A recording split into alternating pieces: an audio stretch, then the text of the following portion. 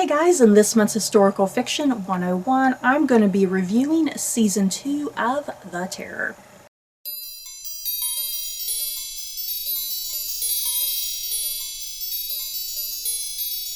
So, before I do head into my thoughts and feelings on Season 2 of The Terror, I am not planning on having any sort of spoilers in this particular video. There's definitely a lot of good stuff to talk about, but I don't plan on diving into any of the spoilers. I'm just going to give my overall thoughts and feelings on Season 2. And yeah, if you are interested, I did do a Season 1 review sometime last year. I'll try to make sure I kind of link that at the very end of this video, that way if you are interested in my thoughts and feelings on Season 2. So yeah, Season 2 of The Terror, kind of given the subtitle of Infamy, The Terror Infamy.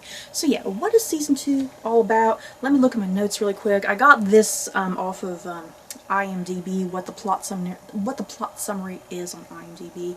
And yeah, Season 2.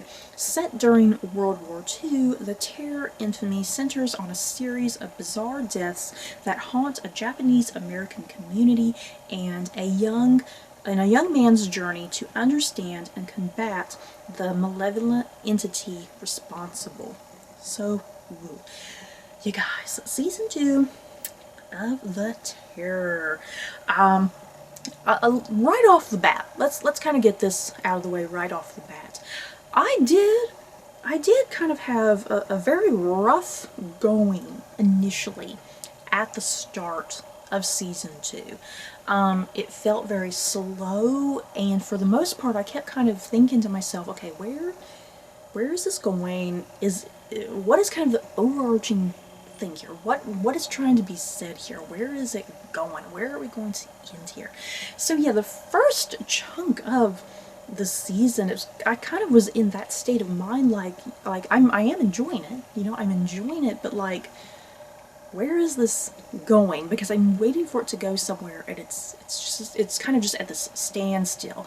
Because for the most part, at the beginning of the season, it felt like it was trying to focus a lot on the horror aspect of it, really focusing tightly on the horror and the suspense and the chills, rather than kind of focusing on the greater story.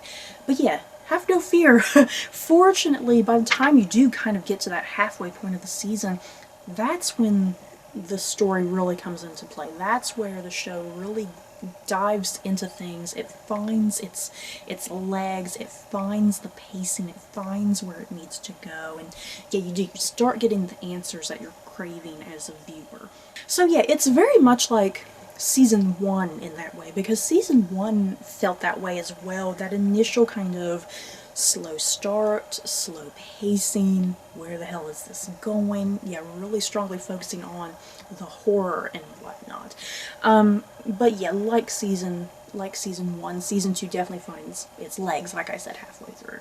And like I was mentioning, Season 2, it really focuses very strongly on that horror aspect, taking a lot of those cues from classic Japanese horror movies, for instance, because I was definitely getting like the Grudge vibes, like the Grudge and the Ring and all that sort of things, it was definitely kind of very reminiscent of that type of kind of narrative of horror, almost. And what I particularly really liked about Season 2, once it did find its legs and its footing, and once it kind of got rolling, Season 2, it actually ends up being a very emotional, tragic story. Not gonna lie, I actually ended up crying during the season finale. I think I probably cried for a good 15-20 minutes straight.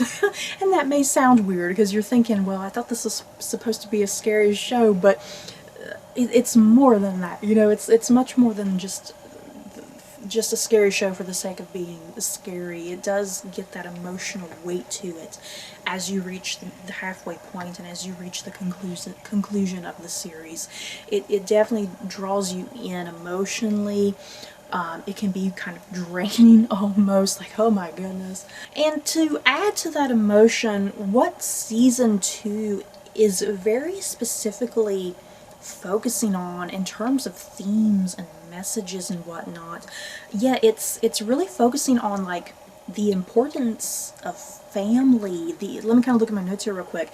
Yeah, it's focusing on the importance of family and family legacy, memory, and the way that it's tackling all of this. What's making those particular themes important? The way that it's tackling that is, yeah, through the Japanese internment camps. Essentially, the U.S. government imprisoning its own Japanese citizens, Japanese American citizens, because of that fear directly after Pearl Harbor, and the government thinking, oh God, we have Japanese spies floating around. We gotta lock everybody up. So you do. That's how those particular themes really come into play. They're all kind of played through the use of the Japanese internment camps and whatnot, and characters really coming to discover who they are as individuals, who they are within their families. Yeah, a very strong focus on, yeah, what it means being a part of a family, what it means to have a family legacy, and what it means to remember your family and whatnot. So it's all just so incredibly well done. There's so much going on besides the big mysterious entity kind of floating around that's haunting all these characters in this Japanese internment camp and whatnot. So yeah, of course, with the Japanese internment camp, like I said, with the government locking everybody up, it's a big play with xenophobia, the fear of the other, fear of superstitions and whatnot. Because yeah, that's kind of, for the terror the terror in this season is a creature of superstition, essentially, and this family thinking that this creature is following them and murdering them and their family and friends and whatnot. And yeah, the main character Chester, he feels like it's somehow tied to him, and that if he can get out of the internment camp and go join the military, that maybe the creature will follow him there and whatnot. There's a lot going on with this mysterious terror, this creature and whatnot. And it comes from kind of traditional Japanese superstition and whatnot. And yes, speaking of the Japanese internment camps, I really appreciated that season 2 tackled such a big heavy topic and issue like that. A very important issue. And I tell you what, guys, let's be real. Let's be real for a minute about the American school system. What we're taught in history classes. You know what I was taught in history class in regards to World War II? We focused very strongly and heavily on what was going on in Europe. And that's fine, you know, because what was happening in Europe during World War II, it's definitely very important. It's very important to learn about the Holocaust, learn about Nazism or whatever. It's very important to learn about those things because the Holocaust was tragic. It was absolutely horrible, and it's one of those cases of we need to learn from history and whatnot. So yeah, my history classes, we had a very strong focus on the Holocaust, but more than anything, what was going on in Europe. I tell you what, I didn't learn a damn thing about the Japanese internment camps that were going on here in America. I mean, obviously, I knew they were a thing, you know, and that's just it, though. My history classes would bring it up, and that would be it. We would talk about it for a few minutes, and then we go right on back to talking about the Holocaust or something. So, I really appreciated that the Terror Season 2, you know, did a really deep dive into what was going on with these Japanese internment camps. It's a history lesson, essentially. You know, because yeah, definitely here in America, I definitely didn't learn any of this stuff about the Japanese internment camps because, like I said, my history teachers had a very strong focus on what was going on in Europe, and it's like, I'm here in America in a history class, and we should be focusing on American history, you know? So I love that the show tackled the Japanese internment camps. I felt like I was learning things. And I didn't realize the camps were around for as long as they were, because I thought it was something that only lasted for like maybe a couple months or a year, you know, and I didn't realize the camps were something that stuck around for a number of years. Because, like, yeah, literally after Pearl Harbor, the camps, when I was looking up information about how long the camps were, everything I was looking at was like they started in 1942 and ended in 1945, and it's like I can't believe the camps stood that long. You know, it's hard to believe that Japanese American citizens had to face something like that for such a prolonged amount of time, you know. Little kids and everything, good God, it's just horrible to think about. But yeah, I really appreciated the show, really focusing on that. Like I said, I felt like I learned a lot, you guys, to be quite honest. Let's get into some cast highlights. This is definitely an all Japanese American cast. Just fantastic casting, so perfect. I just kind of wanted to highlight some people. The main character, Chester, played by Derek Mio, he was absolutely outstanding. He deserves all the awards. He probably won't get nominated for anything, but he deserves some award nominations in the future. And Chester, just such a really rich character. He's a good guy at heart. He's loyal and honest. He wants to do the right thing. Yeah, he's willing to do anything, sacrifice anything. Chester was just an overall just fantastic character, I think. And then, yeah, another highlight was Christina Rodlow, who played Luz. I loved her. She was a kind of like a Latina American character. And yeah, she's in love with the Chester character, and they're going to have children together and whatnot. I don't think that's too much of a spoiler to sit and say, but it happens really early in the season that she finds out she's pregnant and whatnot, because that's how she gets sent to the camp. She kind of sacrifices herself and follows Chester into the camp. But yeah, Luz was she was one of the top female performances on the show, I think. Definitely a highlight. Then we have Kiki Sukazane? Kiki Sukazane? I'm not sure if I'm pronouncing her last name correctly, you guys. She played Yuko. Yuko is essentially the Terror. I keep going, the Terror. I'm doing that to, like, specify whatever, you know, because the show is called The Terror. So yeah, what is the Terror? So yeah, Yuko is the terror of the season. She is the mysterious, supernatural entity that's kind of haunting and following Chester's family and whatnot. I tell you what, the character of Yuko, she ended up being a mind-blowing character, you guys, because she comes across as the evil entity. She seems very one-sided at first. She seems one-dimensional at first. But once you get her backstory, once you find out what her motivations are, it's outstanding, you guys.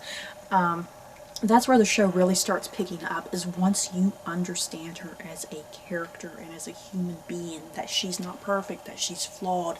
There is something very specific that she is wanting, and it is very tragic and emotional and kind of upsetting and disturbing. And yeah, I loved the character of Yuko. She's definitely not a one-dimensional villain by any means. But yeah, those were kind of the big highlights. Chester, Luz, and Yuko, those were definitely the big highlights of the season. But yeah, the whole cast was phenomenal, you guys. Seriously, the whole cast was absolutely phenomenal. But poor George Takei, they made a big deal of, like, kind of focusing on, hey, George Takei, Mr. Sulu from Star Trek fame, he's going to be in the show. But yeah, George Takei was barely in the show. I didn't really understand what his point was exactly. He was kind of just a random person in the community at the internment camp and whatnot. So yeah, I was really upset with the lack of George Takei, because I kind of kept waiting for him to have more involvement in the show, and he never did. So yeah, whole cast just absolutely phenomenal. Just everything about the show was absolutely perfect, you guys. The internment camps themselves, it's what you see in the pictures. You know, it's what you see in the pictures. Them recreating those camps just looked spot on. Yeah, the sets were amazing. The costuming was amazing. Definitely a highlight with the makeup. This show, this season 2 specifically does a fantastic job with the makeup, especially with the Yuko character, because the character of Yuko, she's kind of like partly dead in a sense. I don't think that's really a spoiler. Like I said, she is the supernatural entity that's haunting everybody. She is dead technically, and there's some things that kind of happen to her. She starts losing skin, and yeah, the makeup was phenomenal with whenever she would like lose like pieces of herself and trying to reconstruct herself and whatnot. Yeah, the makeup this season was absolutely outstanding. And I think the writing of the show, like I said, the show starts off kind of slow, a bit tedious at first, because it's like you're wanting to know what's going on, you know? But yeah, the show does a great job of kind of building up that suspense and the chills, building up to that halfway point where it's like, wow, this is the story, this is the direction we're going, because it definitely goes in some unexpected places as far as like the characters and the plot and whatnot. Because when I first sat down and watched episode 1 of the season, it's like, where exactly is this going? You know, because I had no idea take, and it goes to some truly unexpected places, and that's what kind of makes it really, really good and suspenseful and whatnot as you reach the conclusion. So you guys, that's it on my thoughts and feelings on season 2 of The Terror. Overall, I freaking loved season 2.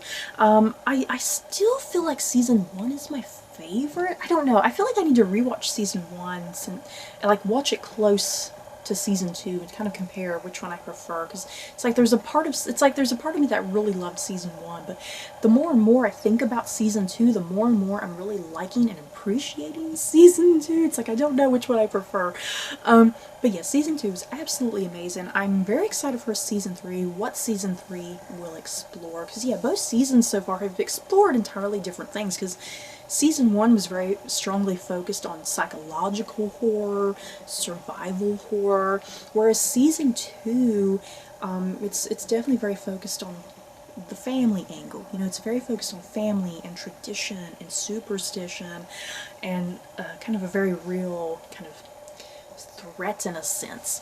So yeah, you guys in the comments below, have you guys seen season 2 of The Terror? What did you think about it? Did you love it? Did you hate it? Just let me know your thoughts down below. So that's it for this video. Don't forget to like, comment, and subscribe. And if you like this video, you may like these other videos. Bye guys.